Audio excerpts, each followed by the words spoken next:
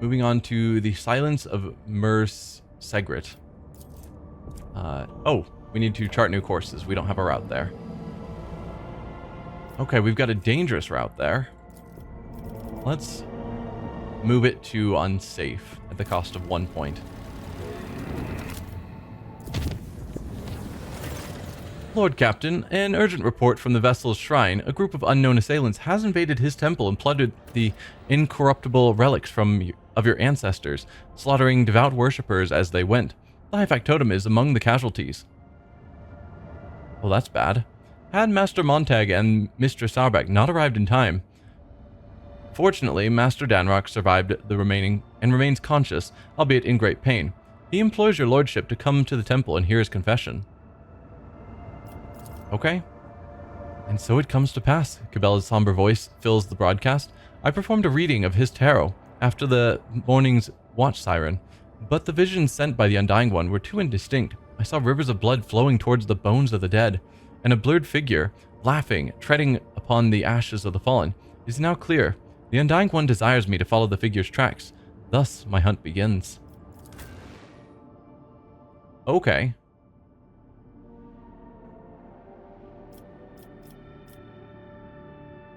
So we've got a quest now with Cabela being forced in.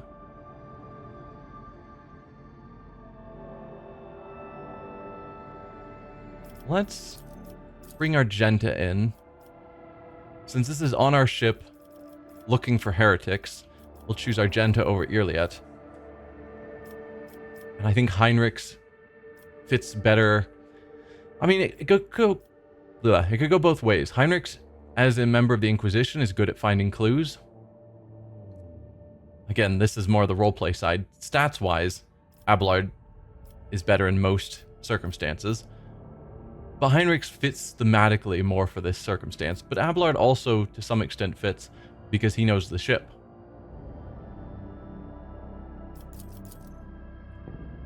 Which I think actually has more value.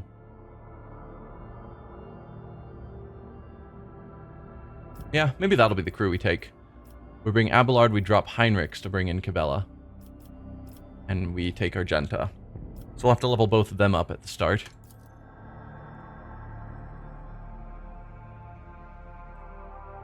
So are we going immediately to the chapel to talk to High Factotum? Or what? Yes. We go straight to the chapel. Alright, Cabela, what are we doing with you as an assassin? The assassin gains lethality chance to deal a % of the target's max wounds and more damage when hitting an opening. Not bad. Each successful dodge grants the assassin more damage on the next successful attack. Whenever the assassin has no more than one adjacent enemy, any enemy that moves into a cell adjacent to the assassin must pass an agility resistance test or fall prone.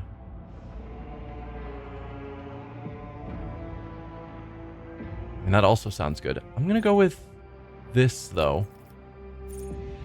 Whenever we hit an opening, there's a chance of doing a percentage, I guess 5% of the target's max wounds, additional damage. And agility we've already raised, so weapon skill to be more accurate or strength to do more damage. I think more damage because you have not been keeping up damage-wise. Though, damage like that last ability we just grabbed that does damage based upon enemies' wounds rather than how much damage she can put into a strike could help even her damage potential. And then skills-wise, awareness is not one of your primary skills, neither is athletics. You have Carouse, Demolitions, and Medicae as reasonably high skills. We could give you Carouse so that you can cover it for when Abelard's not in the party.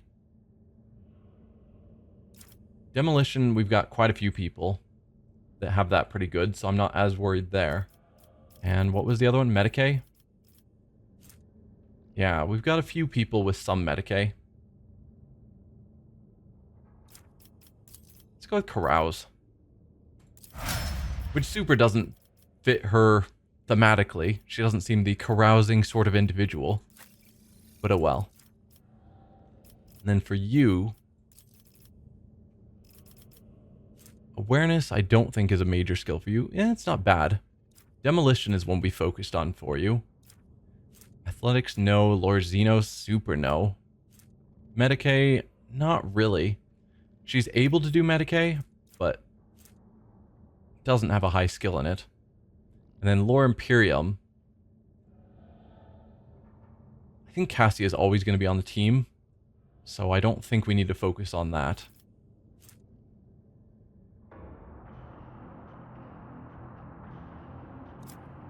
Same with awareness.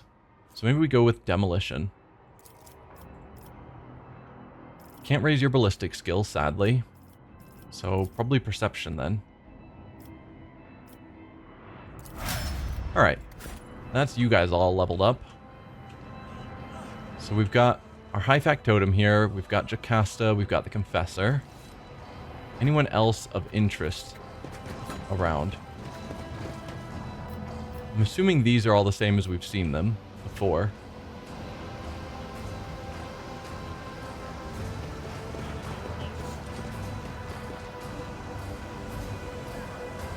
Huh. So we've got a bunch of servants who are being guarded by voidsmen. So are those the guilty people?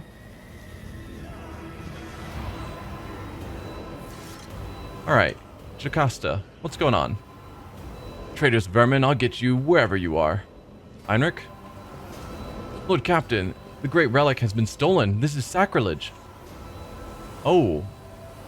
The whole altar has been removed? The one that we always pray at? Huh. Alright, Confessor. Let us bring his wrath down upon our foes. May their retribution be inescapable and their punishment severe. High factotum. What can you tell me?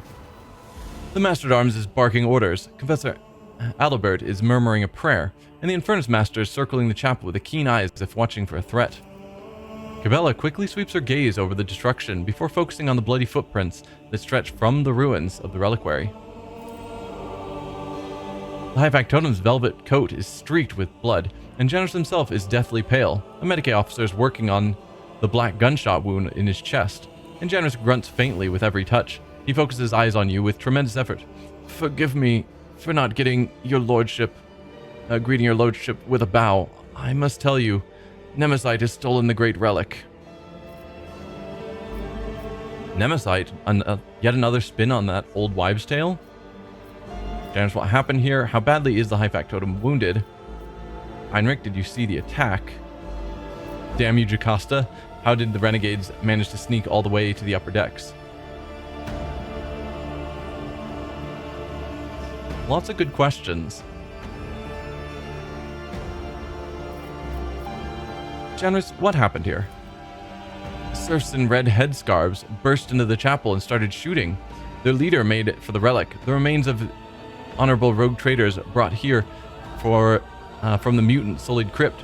And when I realized that the sacred ashes of your ancestors were about to fall into the filthy hands of a heretic, one intent on desecrating the glorious dynasty, no, that could not be allowed to happen. I blocked his path. Janus briefly closed his eyes, gathering his strength. The bastards allowed himself a few vile insults against me, which I am obliged to admit, but I did not give in to the provocation. I was hoping to buy myself some time. Then this so-called Nemesite started reviling the customs of the ship, berating its officers and enforcers, before insulting the very name of your lordship yourself. I threw my glove in his face and demanded a duel, but the honorless villain just shot me. He laughed at me, the depraved creature. He winces either from a new burst of pain or from the memory of the humiliation he so recently endured. He actually threw one of his gloves at the guy's face. You are very noble yourself. And then he committed sacrilege by stealing the relic and shattering the sarcophagus. Forgive me, your lordship, I have failed to preserve the sacred ashes of your ancestors. Inspect the empty altar behind him. The reliquary has been brutally smashed, and the bed on which the sacred ashes of the past rogue traders and their servants once rested is now empty. How exactly did he insult me? Why did you wish to see me so urgently? Hold on, I will not let you die here.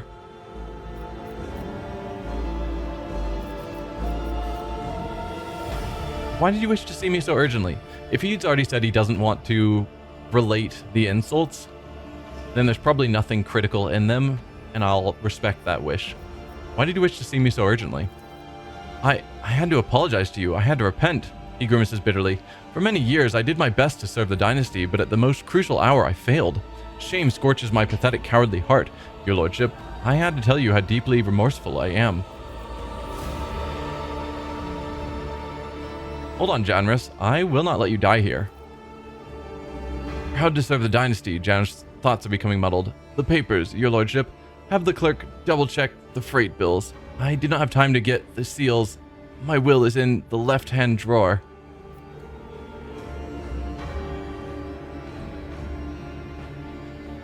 Okay.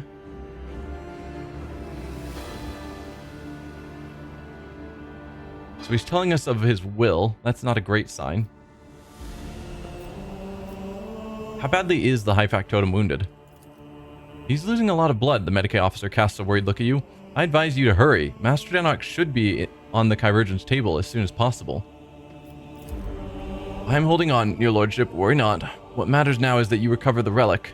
The factotum groans as the Medicae officer pulls the blood-soaked bandages aside and shakes his head dolefully. Some miracle preserved Master Danrok's life long enough that he might address you. His fate now rests in the hands of the Emperor. May he show mercy to the selfless man. Heinrich, did you see the attack? I did not. I was on my way to offer a prayer when I heard gunfire and ran as fast as I could. When I got here, I saw Master Danrok, and I think the next thing I did was just to press his wound and spout curses. Heinrich looks at his bloodied hands in confusion. So much for being a heroic repairman. I wasn't much use, was I? Heinrich tends to be in the wrong place at the wrong time, which makes me regularly doubt him.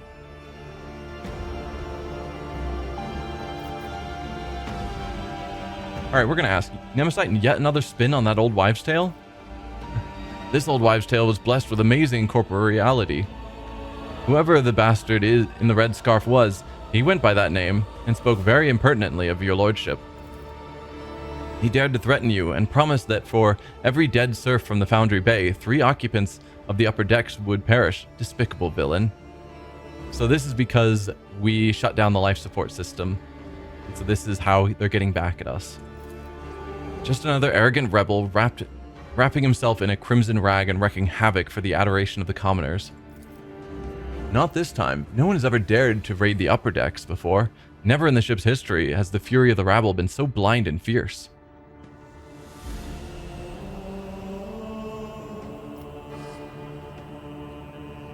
Okay, so we could damage Jocasta. How did the renegades manage to sneak all the way to the upper decks?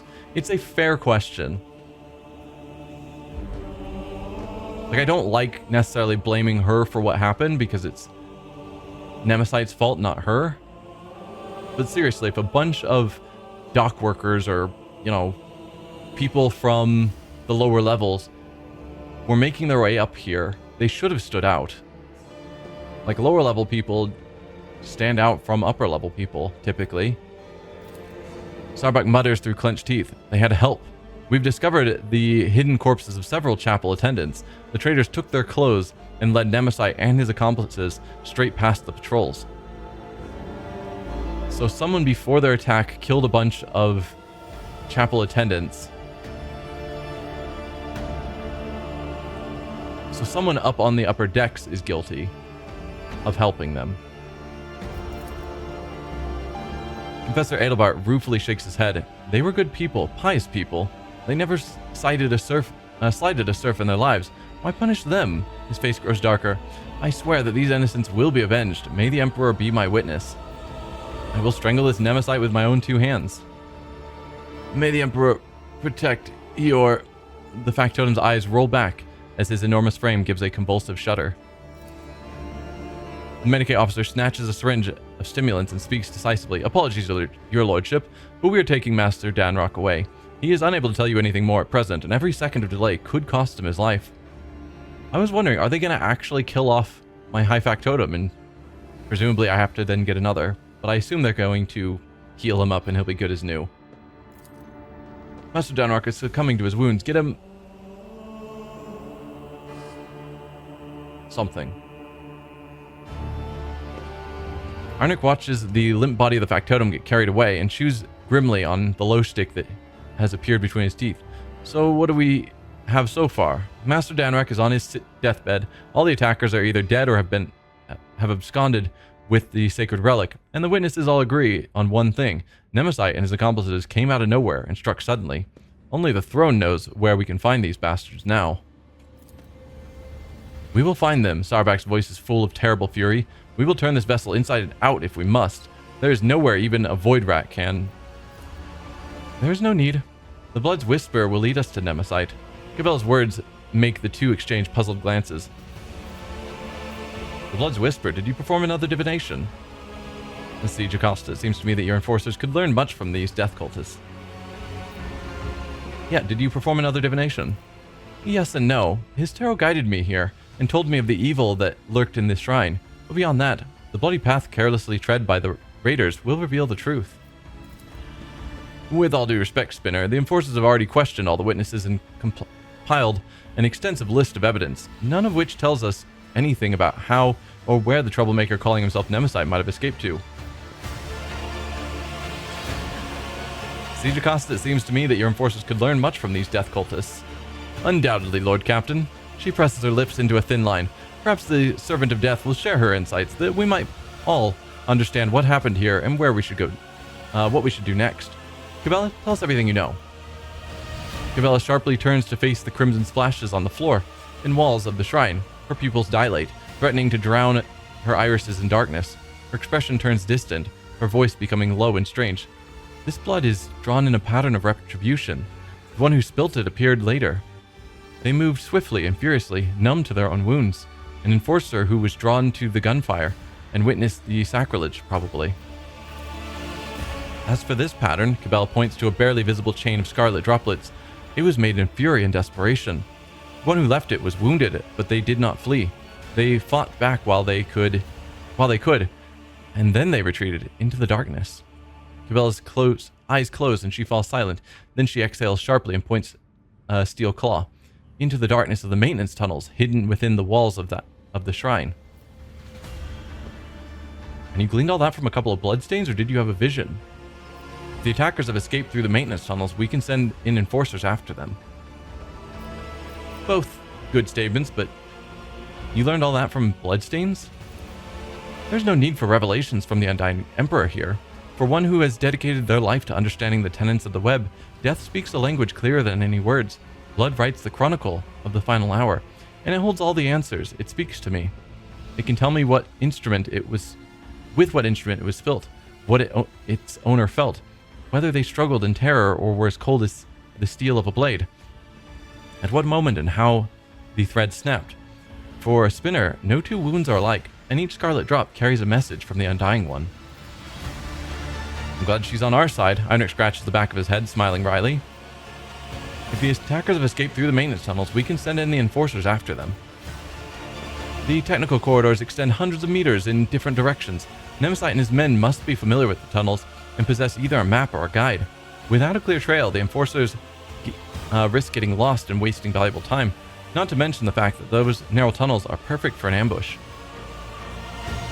So we still have no idea where to find Nemesis. The tunnels only answer the question of how he left. Now death will tell us where he was heading.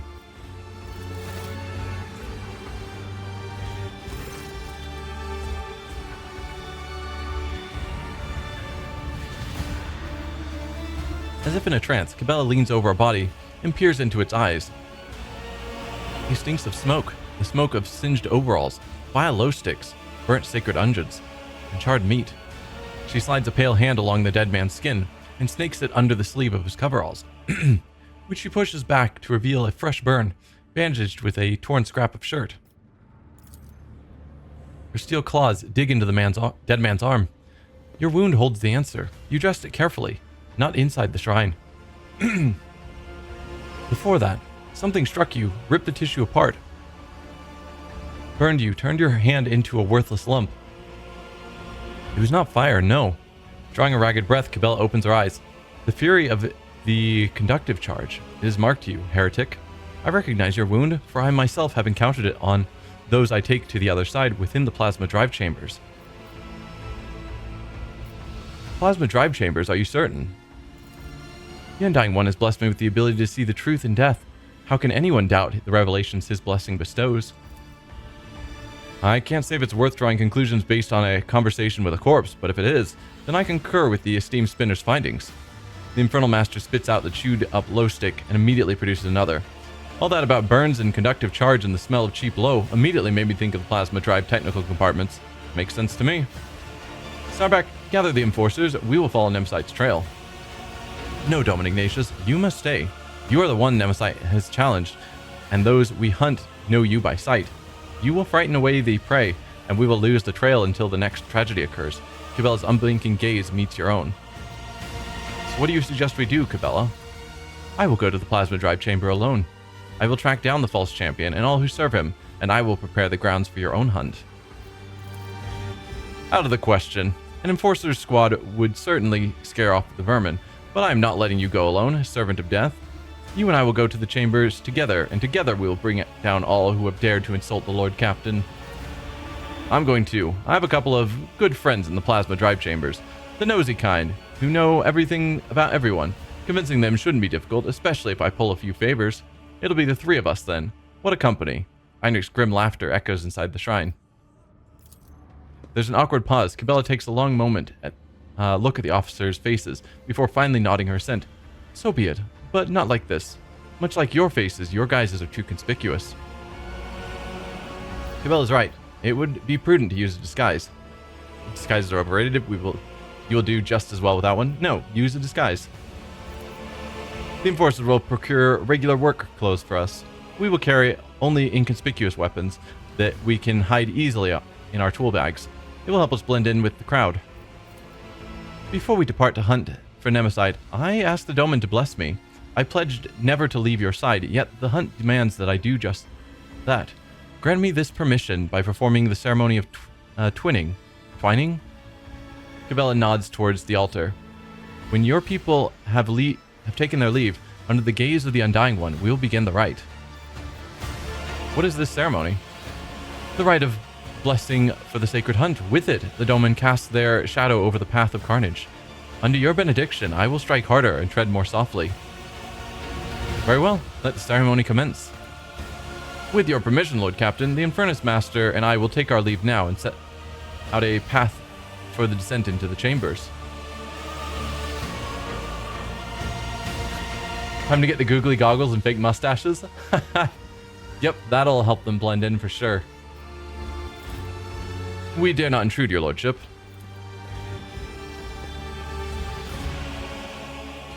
Sit down, Dome Ignatius, and listen.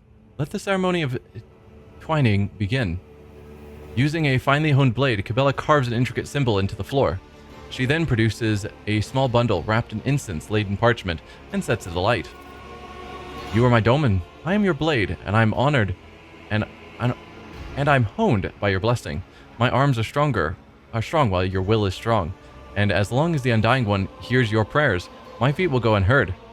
Her blade kisses her palm, and dark blood begins to trickle and spread over the bottom of the ritual cup that has just now appeared in her hands. With our blood, with our will, we shall spin a scarlet web, the symbol of the hunt. May it herald our prey's demise. Cabela puts the dagger into your hand, and you suddenly feel how heavy your eyelids have become. Your heartbeat slows inside your chest. Her words linger, then rush through your mind in a deluge. The heavy scent of incense envelops you and makes your head spin. Yeah, we're definitely getting some sort of effect going on. It doesn't quite look like the normal warp effects, but it seems similar. I feel strange. What is happening? Must I really wound myself for this? Obviously. Hand back the dagger. You have my permission to go on this hunt, but I will not disfigure my own body. It carries enough scars already. I have no problem making the cut. I feel strange. What is happening? For the twining to happen, you must first expand your mind. See the unseen, hear the unheard. Those who live and die by the tenets of the web often burn sacred instances. And your body is not yet accustomed to them, Domin Ignatius. Your mind is trying to grasp it at its new boundaries. Do not resist. Breathe deeply. Learn. Must I really wound myself for this? The price of victory, the price of defeat, is always measured in blood. Give the Undying One but a few drops today, and he may prevent your flagship from running thick with scarlet rivers tomorrow. Alright, we'll make a small cut on our palm. The pain gives way to a burning sensation as Cabela grasps your hand and squeezes it over the ritual cup, but this new discomfort is quickly replaced again, this time by a dull numbness and the faint warmth of blood flowing from your open wound. The twining is the blood oath I have made to my lord. Cabela dips her fingers into the spilt blood and traces a symbol, first on her own forehead and then on yours. It appears to resemble a blade that is cutting through an intricate knot. Anoint me with your blessing, Domin Ignatius, and may the ceremony of twining commence. Yay, death cult friendship. I mean, we've chosen to romance Cabela, so not only are we friends with the death cult, but we are in a relationship with a death cultist. Because, you know, pain and fun and whatever go together, I guess.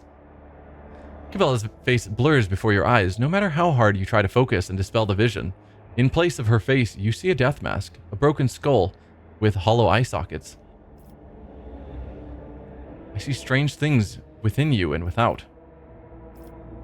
May your fury and resolve be unshakable. May your loyalty to the flagship be ever our steady guide during this mission. Be merciful. Those whom you hunt may be victims themselves. I mean, they undoubtedly are, some of them.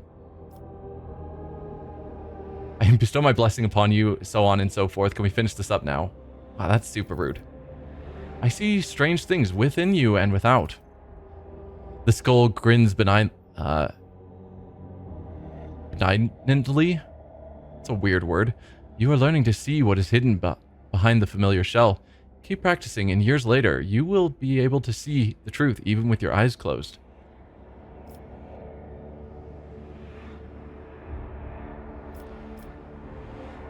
Pure and resolve be unshakable. So these are the blessings we're choosing to bestow.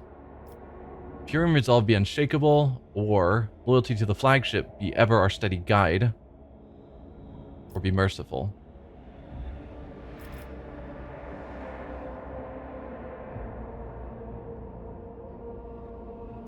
I like both of these.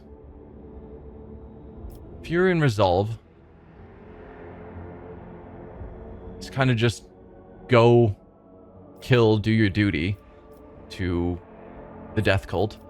Loyalty to the flagship be ever our steady guide during this mission. It's kind of asking her to place a bit more loyalty on us or on our ship than on necessarily her focus on the ways of the cult.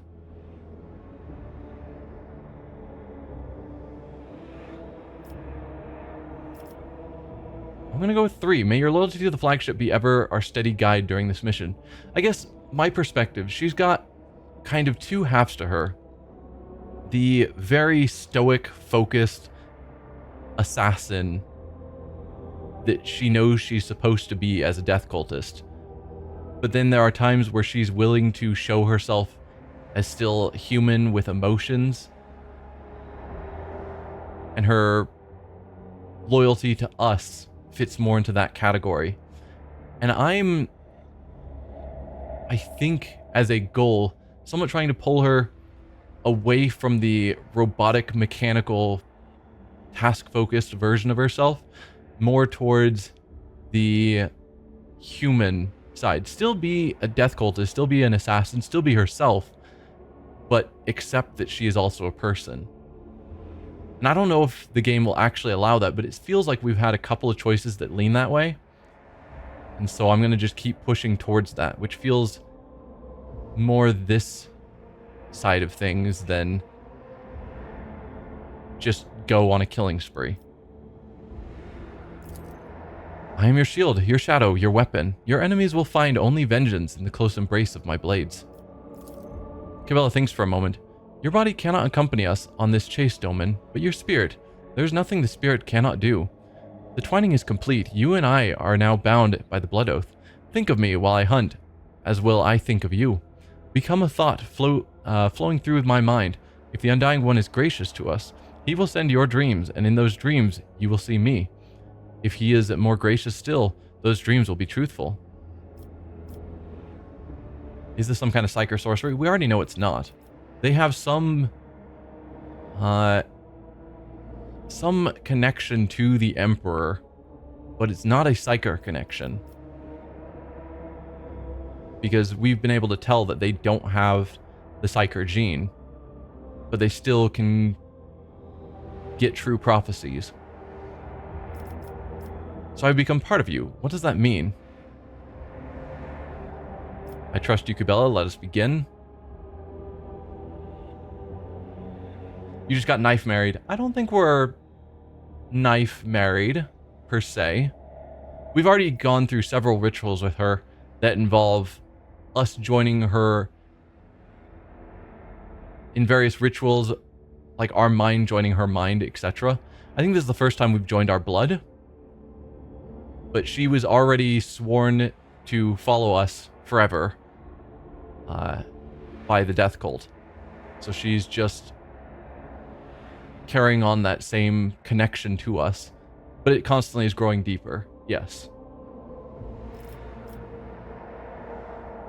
I'm not going to ask... Like, part of me wants to ask all the things, and I don't think there's any harm in asking, so maybe I should. Is this some kind of psyker sorcery? She snaps in irritation. Do not sully your lips with such suspicions. We are neither... Wow. She took anger to that. We are neither witches nor accused sorcerers. We are his votaries, and for our true service, we are thus rewarded. There is no profane psychic art, but the blessings of the Undying One bestowed upon the spinners of the blood-spun web, a thin thread of spiritual kinship that connects the fates of the Domini with those of their shadows. Yeah, but to ban that, I have to go through effort to click and ban.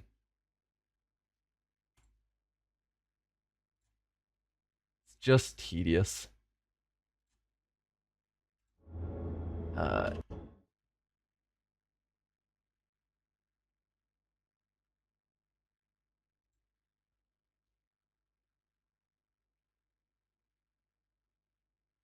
Go away. There. Where were we? Thin thread, yeah, connecting the Domini with those of their shadows. Cabela can call it what she wants, but your senses tell a different story. A fine thread of psychic connection has stretched between your minds. It is too weak to let you see or feel through another's consciousness, and yet it is too strong to be dismissed as insignificant. Okay, so she is not a psyker, but this ritual has created a psychic connection between us. And presumably, even if I wasn't a psyker, it still would have created that connection somehow. So I would become a part of you. What does that mean? Your spirit will come with me to the plasma drive chamber while your body remains motionless. If the Undying One graces you, you will hear what I hear, see what I see. You will think my thoughts as if they were your own. But if you shout out to me, if you give me an order, I will not hear it. Only the ripples of your mind can reach me through the winding thread. I trust you, Cabela. Let us begin. I'm not opposed to modding you, Aram. Let's see if I can figure out how to do that.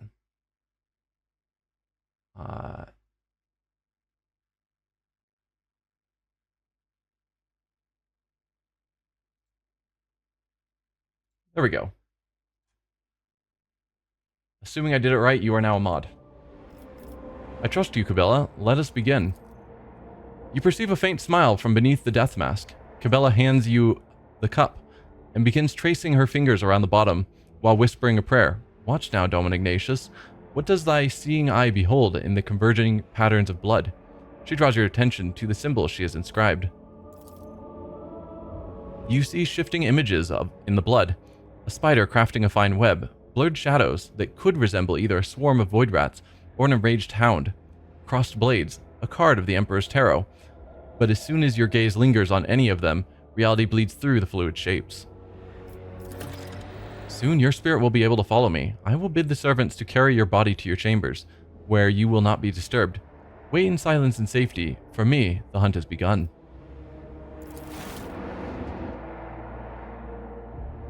Cabell's footsteps fade away, melting into the same impenetrable darkness in which your consciousness is extinguished.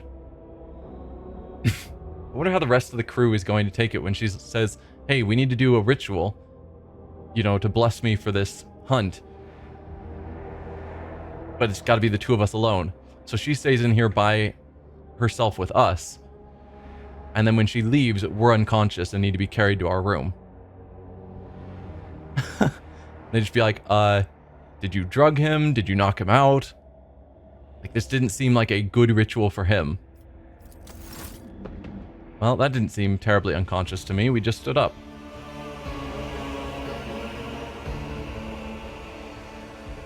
Oh, but we are going to the plasma drive chambers. But we personally shouldn't be there. So are we actually running things as Cabela without our main character around?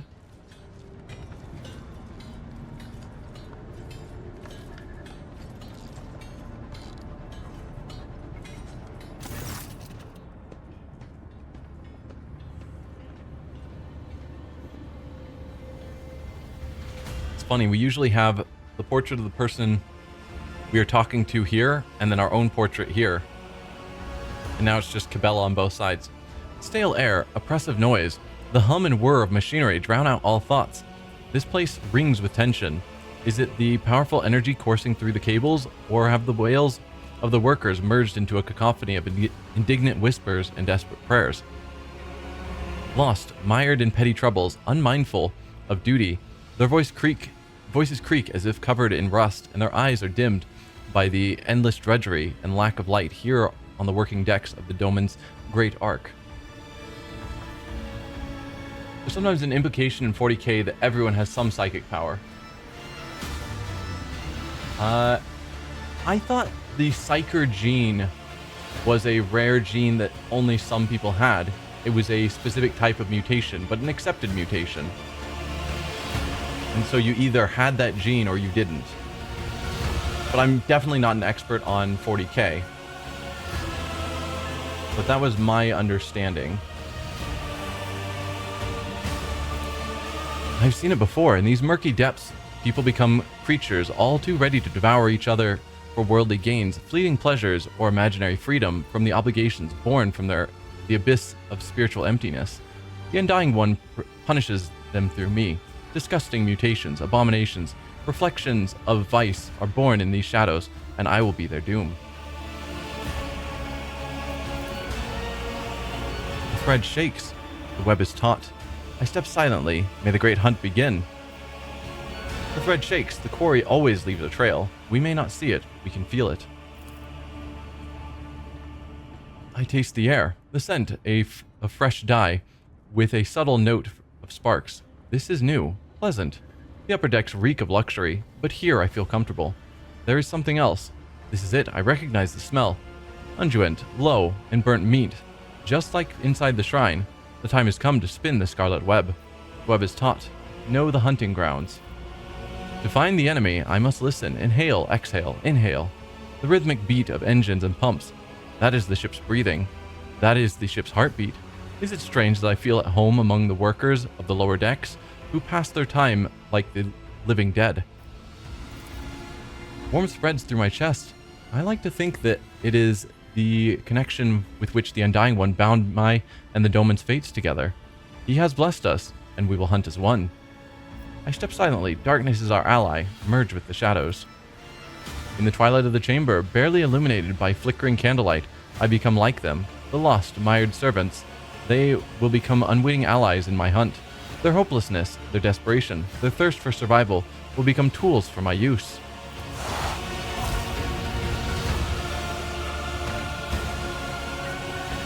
Where is the second spinner? We were supposed to meet here. You know that feeling when you're being stared at, but you can't tell by who by, or where from? Footsteps, two are coming toward me. Familiar gates. Those are the Doman's servants. I would not be surprised if the cultists set out on the trail of Nemeside alone. The spinners are arrogant. We are just another soul to them, a gift to offer death. Steel Mistress's voice is hard and cold, like her will. I can see it in her eyes that she dislikes me.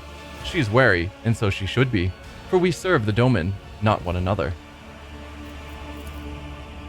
Does this remind you of anyone at all, Jocasta? The man is enamored with fire. Even his words sound full of biting flames, and he himself enjoys playing with fire. Too much so. They bicker again. Their mutual animosity may disrupt the hunt. Examine Steel Mistress and Flaming Voice. To the lay people, the two are now scarcely indistinguishable from the common serfs. In a world where status and privilege are defined by appearance, a single piece of rotten cloth is enough to lower your standing. We will become spectral hounds and follow the trail without drawing attention. Step forward, I am here.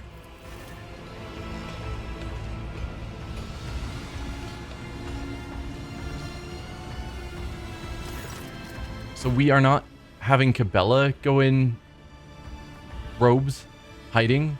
She's just going in her death cult outfit. There she is. Welcome to the Plasma Drive Chambers, esteemed holy assassin. You can exchange pleasantries later. Lieutenant Godiera is on duty in this compartment. I have ordered her to gather information on all the workers who wear red scarves and who have recently left the bay. This is pointless. The red scarf is not proof of guilt. It is merely a symbol. It could be a trap. I need to find her. I will watch the enforcer and those who are watching her in turn. The enforcer knows nothing about life in this compartment. I guarantee it. I have a better source of information. A good friend of mine who knows a lot about delicate matters. It would be easy to get him to talk. He's terrified of pain and death. Only the faithless fear death. I will not trust him. Let him trust me so that his trust may become a snare for my hunt. I cut them off with a gesture. Their methods of hunting are not mine, but I take the grain of truth from their words and weave it into my plans. We need to provoke them into making a move. Intimidate them with an impending threat. Instill a false sense of impunity. Convince them that they can and must act now. Strike out the spark that will ignite the flame.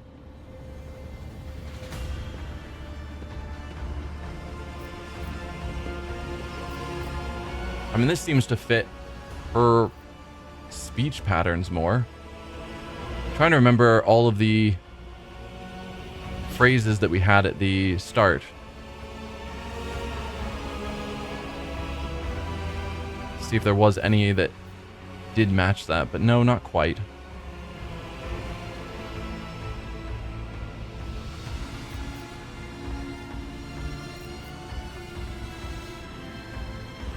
Intimidate them.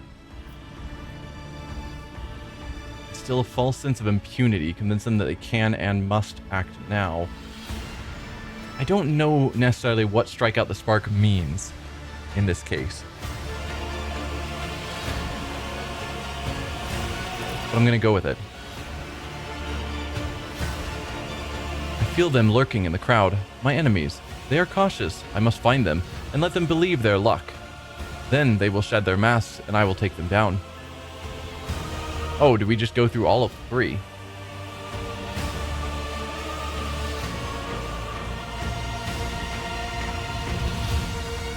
I don't think intimidating them with threats makes as much sense. But trying to convince our enemy that they can and must act now feels like it could work. This enforcer who answers to Steel Mistress is the symbol of order and obedience in these chambers. She is standing in the way. When she disappears, my enemies will believe it is safe to strike, and that will be a costly mistake. Alright, and we will also intimidate them with an impending threat, apparently. Flaming Voice relies on a talker, one who keeps no secrets and fears pain. An unreliable vessel is bad for holding secrets, but good for spilling them. Through him, I will whisper lies to the enemy. Such is my plan. They look at me in silence. They do not understand yet, but that matters little. I am on the hunt.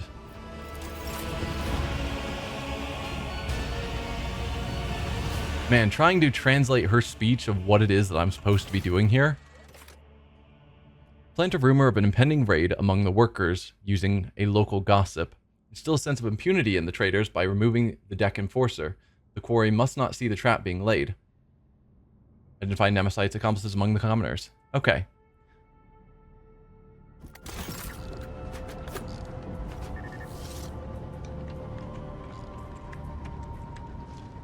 The Death Cultist. I knew I should have switched shifts today. Yes, you should have. Let's, I guess, wander around and see what we can see. Only duty, only death. This is the same map that we were on before. Like, I recognize this corridor. Reactor attendant, you have names that glow. Basic servitor. No, he didn't listen to the briefing and stuck his hand in the reactor. How the machine spirits didn't kill him instantly, I have no idea. Oh, are they talking about the guy who got burned? So he's still in the infirmary? No, Tech Priest Deltar sent him over for servitorization. Maybe he'll do some actual work now. Because there was a guy who had a recent burn that had mangled his hand among the attackers. So Deltar sent him to be servitorized, assuming that's the same person we're talking about, but he was instead sent to on that attack.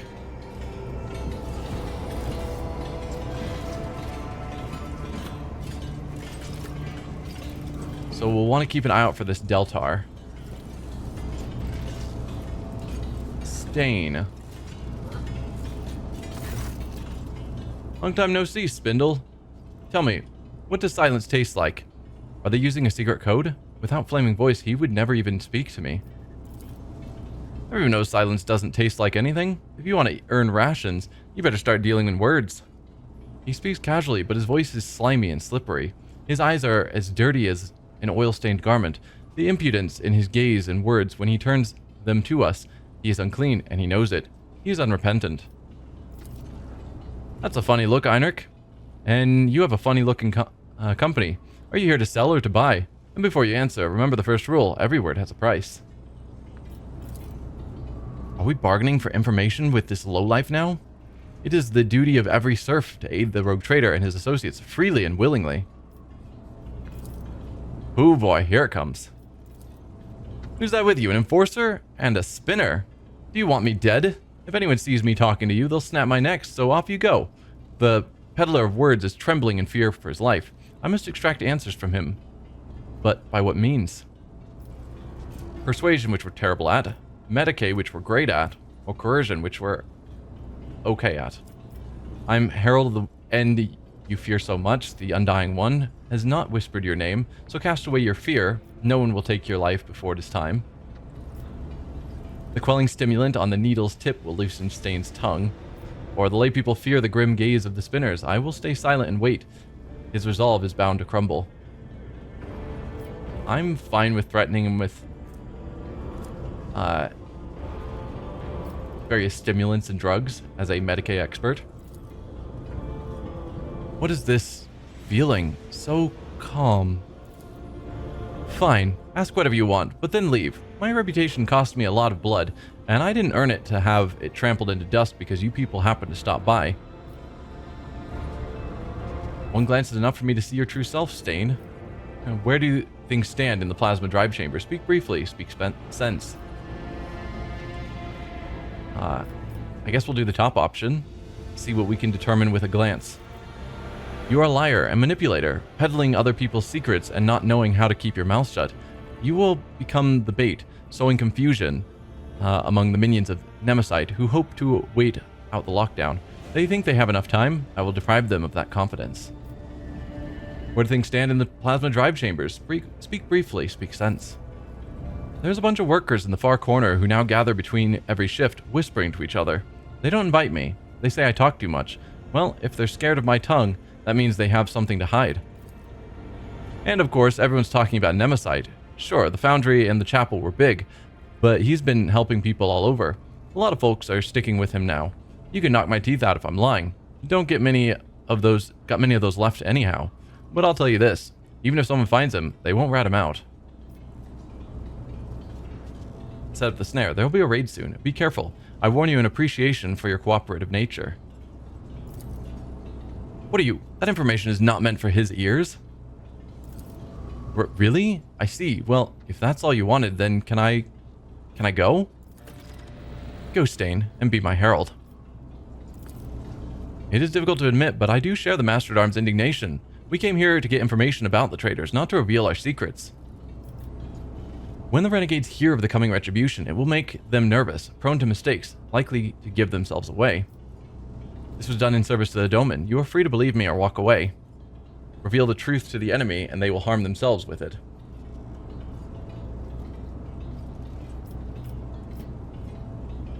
I'm gonna go with this one, even though this is more clear of why she was doing what she did. This feels more fitting for her character. Reveal the truth to the enemy, and they will harm themselves with it. I just hope the wisdom of the blood-spun web won't cost us. Nah, we're good.